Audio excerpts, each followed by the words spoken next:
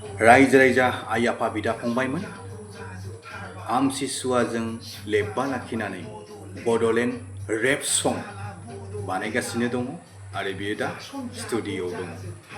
साननै बा सानथामनि गेजेराव आंनि फेसबुक चेनेलनि गेजेरजों आंनि इउटुब चेनेलनि गेजेरजों नोंथांमोनहा नुसिगोन आरो खोनासंनो मोनसिगोन जे आंनि बे गोदान मेथाइखौ आंनि गोदान मेथाइया आमसिसुवाजों लोब्बा लाखिनानै बड'लेण्ड रेप सं बानायनाय जादों आरो बे भिडिअ'आ एसे लेट जाबाय।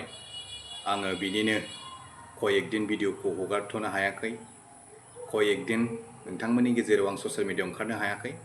गतिके थाबैनो बै आंनि बानायबाय थानाय बड'लेण्ड रेप संखौ नोंथांमोनहा आंनि चेनेलनि गेजेरजों आंनि इउटुब चेनेलनि गेजेरजों थाबैनो खोनासंनो मोनगोन आरो थाबैनो नुगोन।